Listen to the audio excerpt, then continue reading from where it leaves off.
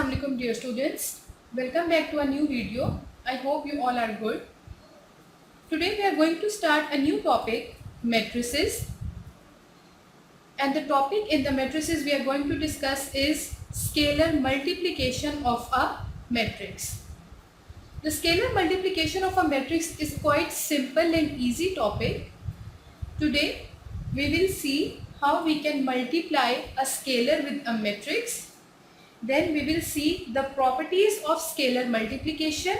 Also we will discuss two examples to understand the concept more efficiently. So let's get started. Let k be a number. K be a number. It may be real or complex, called scalar. That k number is called scalar, and A be any matrix, right? Then the matrix obtained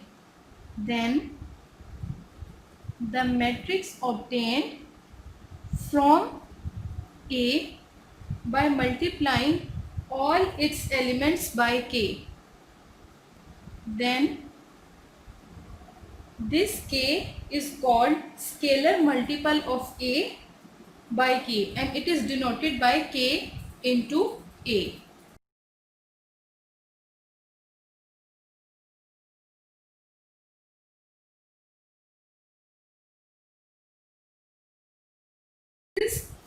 Let k be a number. It can be real or complex. It is called scalar. And A be a matrix. Then the matrix obtained from A by multiplying all its elements by k.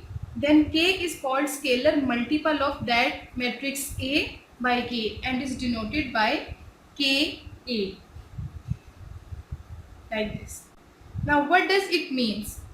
Suppose we have a matrix A.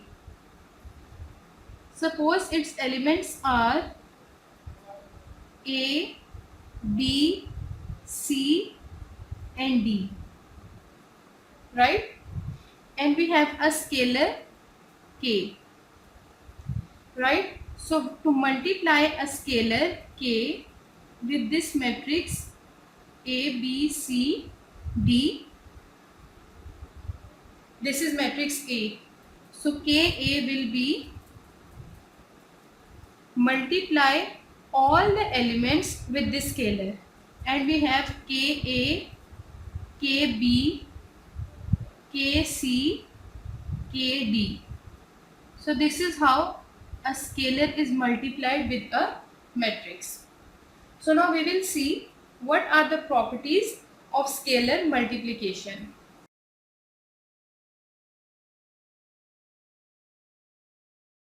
The first property is associative property. Associative property.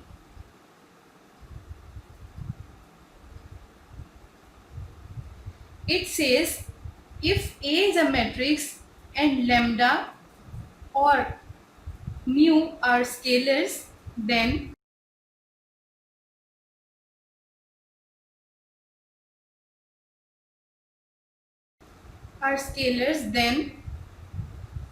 lambda times mu of A is equals to lambda mu into A. It means associative property holds for scalar multiplication. Next property we have is distributive property. In distributive property we have two categories. If we have one matrix and two scalars, distributive property holds for scalar multiplication.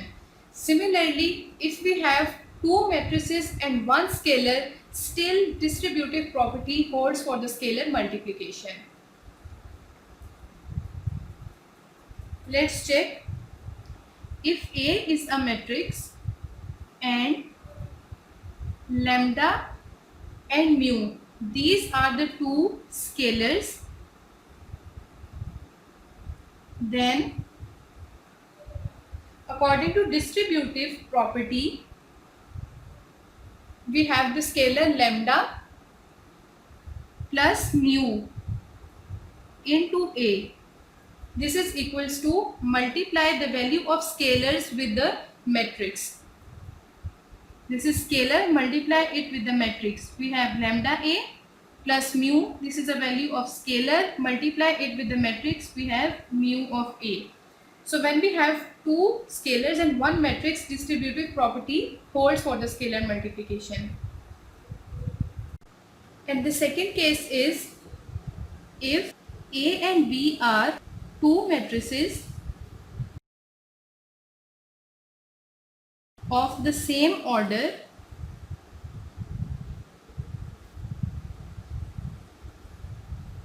and lambda is a scalar,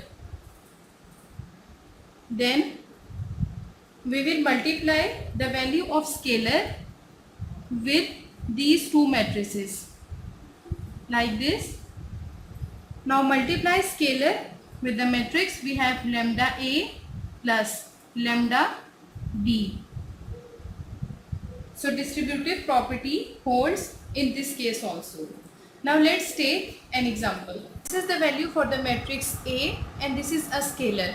To multiply scalar with a matrix A, let's see how we will proceed.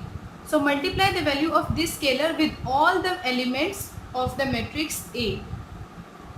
We have 3 over 4.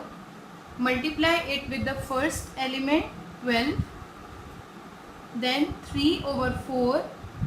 Multiply it with minus 8. 3 over 4. Multiply it with 8 over 3. Similarly, now multiply this term with this whole row. 3 over 4 multiply with minus 16. 3 over 4 multiply it with 36 and 3 over 4 multiply it with minus 32. We will do the similar procedure for the last row. Now we will simplify it. 4 1 times 4 and 4 3 times is 12. So 3 3 times is 9. 4 1 times 4 and 2 times 8. So 3 into minus 2 is minus 6. 3 and 3 will be cancelled out and 4 2s are 8. Here we will have 2. 4 1 times 4 and 4 4 times is 16.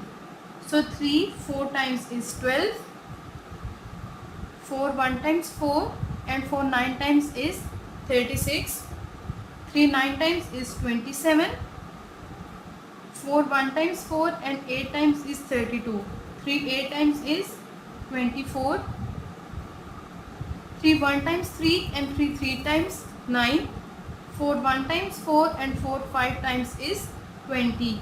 So this is 5 over 3. 3 5 times is 15 and here we have 15 over 4. 2 1 times 2 and 2 times is 4. So here we have 3 over 2 answer. We have another short example, very short and easy.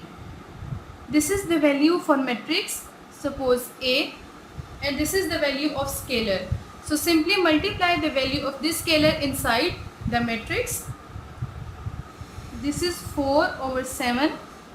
Multiply it with the first element which is minus 22.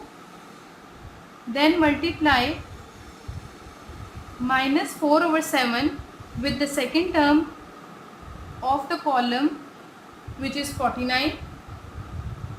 Lastly multiply 4 over 7 with the last term of the column which is 35.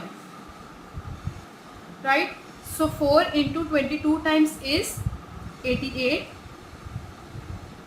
and minus minus times is plus. So 88 over 7. Then we have 7. 7 times is 49. So 7 4 times is 28. Here we have 7. 5 times is 35. So 4 5 times is 20. and a minus sign. So in this question we don't have any row, we just have a column. Still we can multiply a scalar which is given to us. If we are not given any column, we have just row, then we can multiply a scalar in 2 cross 2 matrices, in 4 cross 4, 3 cross 3. In every matrix scalar multiplication is possible. So this was the simplest and the easiest lecture for the matrices. I hope you will like this video. So give this video a thumb up and also give your feedback in the comment section below. See you in the next video. Take care.